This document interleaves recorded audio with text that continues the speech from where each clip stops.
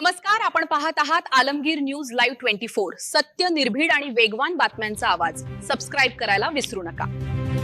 देशमुखवाडी राशीन तालुका कर्जत येथील शेतपानंद रस्ता प्रकरण तापले। अपंग मुलाच्या हक्कासाठी वृद्ध शेतकऱ्याची जिल्हाधिकारी कार्यालयात धाव। नाशिक कार्यालयासमोर आमरण उपोषणाचा इशारा। कर्जत प्रतिनिधी अनिल लष्करे।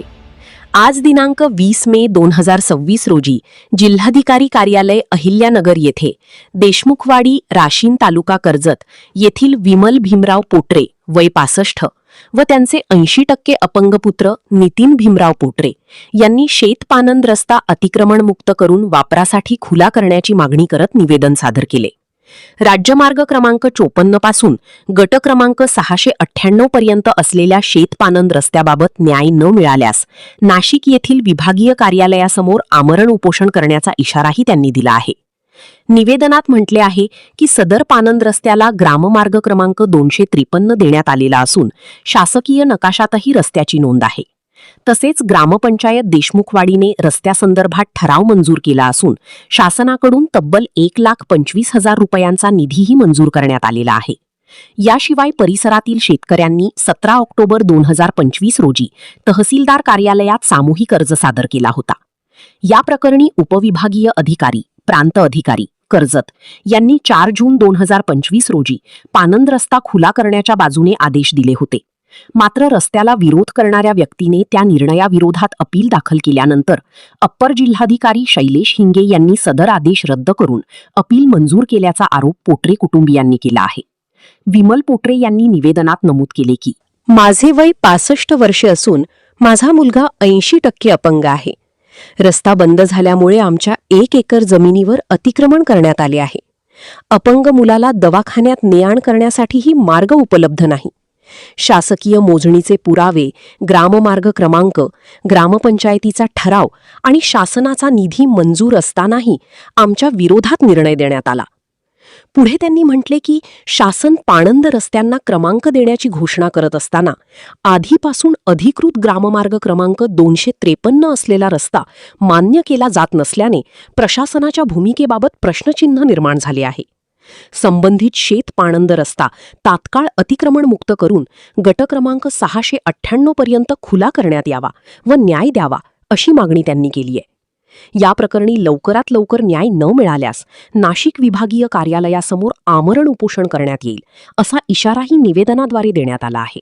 यावेळी सामाजिक कार्यकर्ते अनिल भाऊ लष्करे, बहुजन समाज पार्टीचे कार्यकर्ते अजय केंदळे आदींसह अनेक कार्यकर्ते व नागरिक उपस्थित होते। यावेळी सामाजिक कार्यकर्ते तथा बहुजन समाज पार्टीचे कार्यकर्ते अनिल भाऊ लष्करे, राहणार राशीन, तालुका कर्जत, आक्रमक भूमिकेत म्हणाले की देशमुखवाडी येथील शेतपानंद रस्त्याच्या प्रकरणात प्रशासनाकडे सर्व शासकीय पुरावे, ग्राममार्ग क्रमांक, ग्रामपंचायतीचा ठराव, मंजूर निधी आणि प्रांत अधिकाऱ्यांचा आदेश सादर करूनही न्याय दिला जात नाही।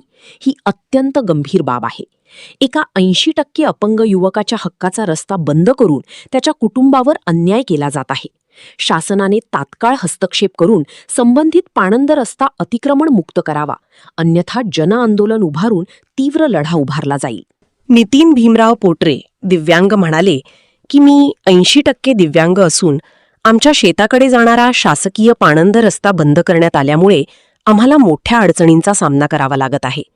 दवाखान्यात जाणे येणे, शेतीची कामे करणे तसेच दैनंदिन हालचाली करणेही कठीण झाले आहे। शासकीय नकाशात रस्ता अस्तित्वात असूनही आम्हाला न्याय मिळत नाही, ही दुर्दैवी बाब आहे।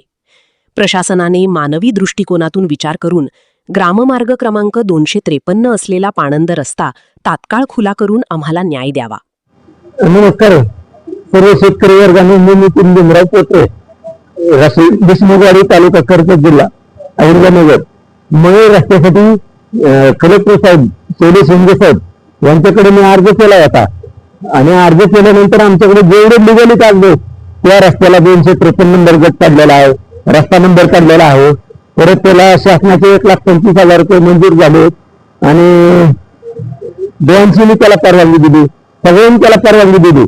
पण साहेब काहीतरी हितसंबंध सांभाळून एवढे सगळे कागदपत्र क्लिअर असताना सुद्धा आमच्या विरोधात निकाल दिला। ज्याच्या बाजूने निकाल दिला त्यांनी माझ्या अपंगाचा फायदा घेऊन माझी 1 एकर जमिनीवर ताबा मिळवला आणि माझा रस्ता बंद केला. तो आहे नवनाथ गोरख पटरे. आता आम्ही नगरला कलेक्टर ऑफिसला आलो. मेन कलेक्टर आपले आलिया साहेब, सॉरी पंकज आशिया साहेब, त्यांना भेटलो. ते म्हणले आम्ही आता ह्यात काहीच करू शकत नाही म्हणजे कागदपत्र नाशिकला पाठवले. एक विनंती माझी विनंती की साहेबांनी माझ्या परिस्थितीकडे बघून काहीतरी निर्णय चांगला द्यायला पाहिजे होता. पण साहेबांनी काही अंगाला लागून घेतलं नाही.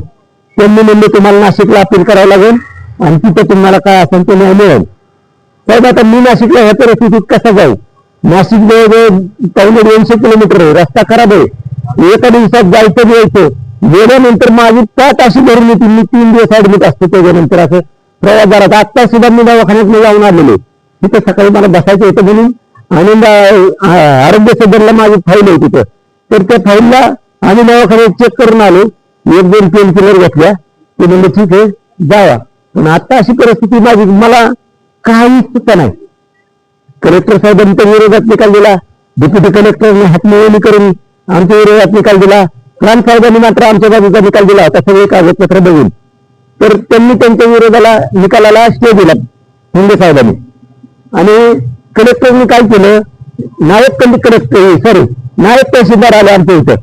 नायब तहसीलदार रस्ता पाहणी करण्यासाठी आले. त्यावेळेस रस्ता पाहणीला आल्यानंतर त्यांना आम्ही दाखवला हा सर्व नंबरचा बांध आणि ह्याच्यावर रस्ता पूर्वचा होता आणि त्याचे काही ओरिजिनल कागदपत्र फोटो सगळे दाखवले त्यांना.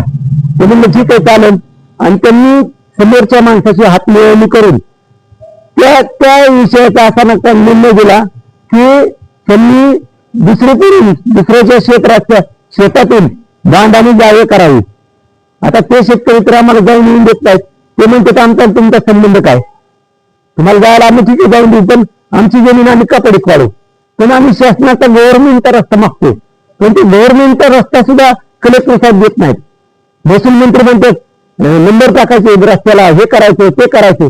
कशाचे नंबर? ज्या रस्त्याला नंबर आहे त्याचा सुद्धा विचारात घेतला जात नाही.